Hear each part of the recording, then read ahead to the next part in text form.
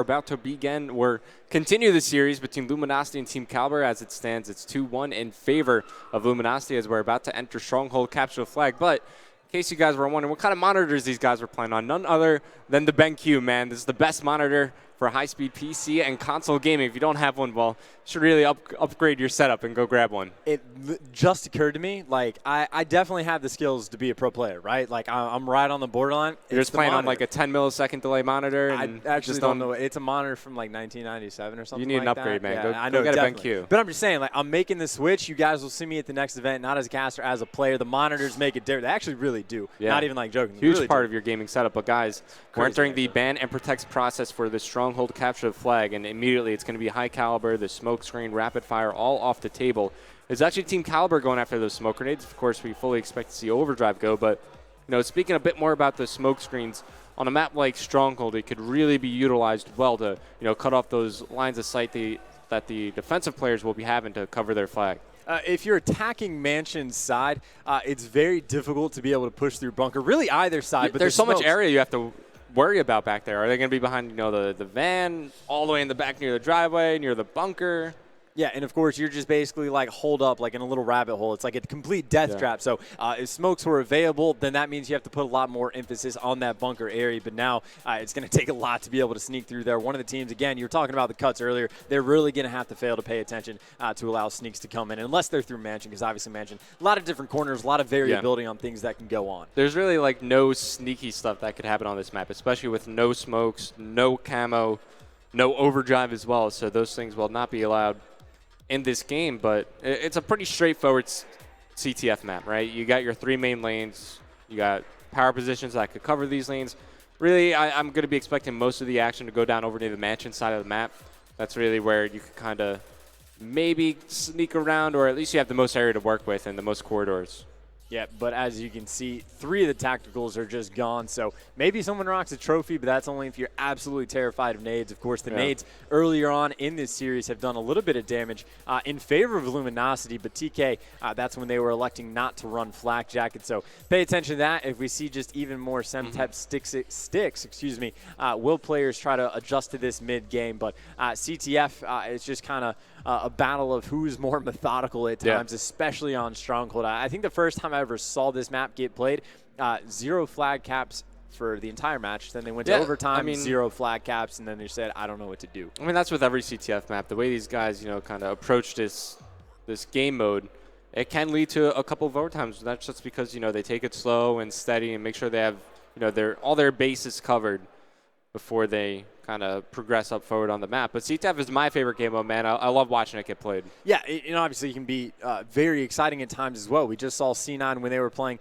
the Rise gentlemen earlier on. The Rise guys were Rise guys. I was trying to avoid saying that just to be silly, but they were able to win 4-2. It was a very exciting match the entire way through. But when people start to get aggressive in CTF, that's when the big plays really start to shine. So maybe someone is going to try and take that role. But again, whoever gets the first flag cap on this map, that's when things just get wild, because then they have the ability to completely turtle up in their base and make things interesting, and that's going to force the other team's hand. So obviously this is all just conjecture at this point, but the game is loading up. We will be underway shortly, but just again to touch on the specialist draft, once again, complete mirror image of each other. The CWL guys, it's going to be very straightforward this entire weekend. Yeah, especially with no camo, no overdrive.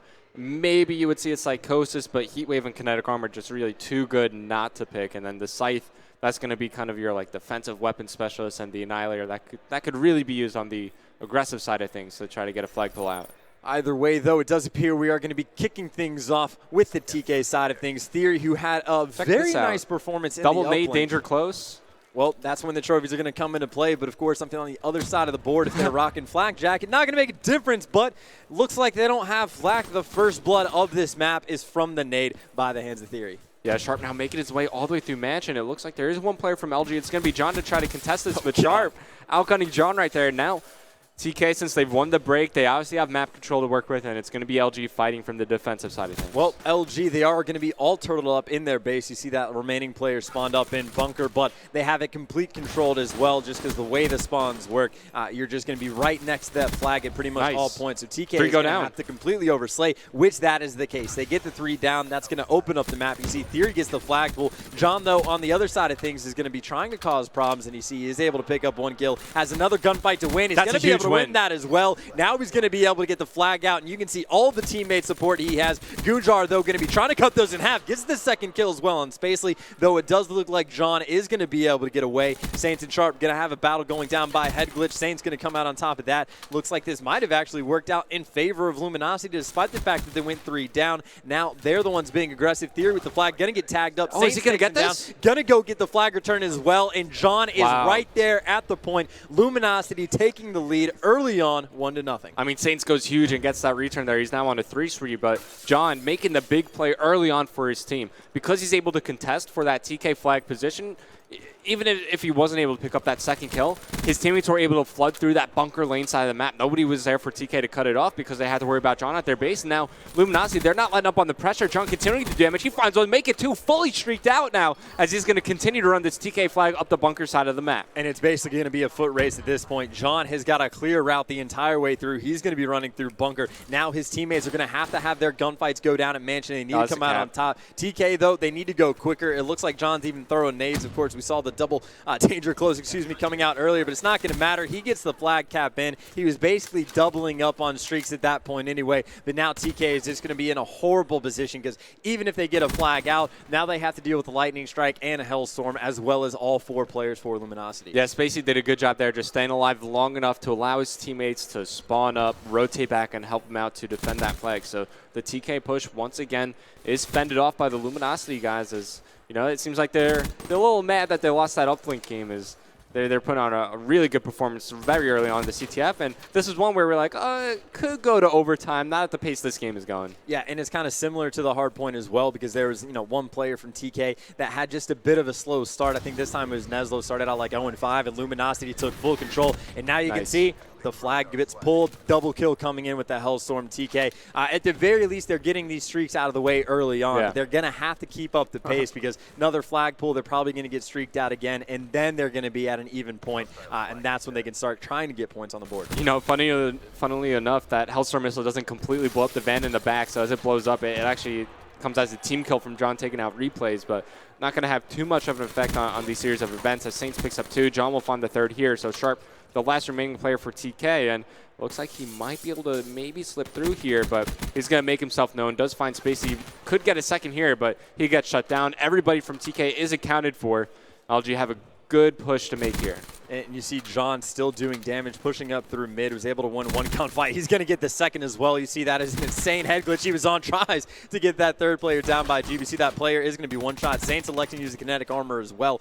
He is going to get traded by Sharp. But now Luminosity taking the time to put on the pressure. I think Replays is standing right next to the flag. Neslo does get that kill, but look at where everyone on the map is right now for TK, all just within 20 feet of their flag. Now they have to go all the way across the map again, and then they're dealing with Luminosity just sitting on their head glitches. I mean, aside from that really first push TK made, they've been playing from their base throughout the majority of this game. I mean, yeah, John was able to kind of get that clutch Hellstorm missile to stop another pull, but TK, they've just been so worried about their base, and that's come from the pressure that Luminosity is able to have been put on. I mean, look at John, man. He's 13-5. He has 2 flag caps. He still has the lightning strike to work with. As Sharp, he's forced to kind of pop kinetic armor here, making a play over near the LG flag, but who's there to follow it up? Gunjar got shut down. The rest of the TK players are coming off respawn. And this is the 4th or 5th time we've seen Luminosity do that, where they have all 4, if not just 3 players, all sitting within 20 feet of their flag, turtling up in their base, and then as soon as they get kills, that's when they start to run across the map and get as much control as possible. Then TK basically has to return the favor, and this is going to work out perfectly for Luminosity because they just have to waste as much time as possible with the 2 flag lead. So in the second side, I expect something similar to happen. The ball's in TK's court. Luminosity can just hang out for as long as they want. Yeah. Then when they pick up the kills, then they can start making moves. I mean, we're coming into that kind of point in the game where TK, they can't really afford to rotate back and check every corner as, we kind of expected CTF to get played. They're going to have to kind of force the issue here and really speed up their gameplay, and that's going to create some holes for maybe Spacey to sneak through and get some sneak flag pulls. Yeah, someone's going to need to step up for TK and start making some big plays. John, though, again, has that lightning strike in his back pocket, and that can be a game changer.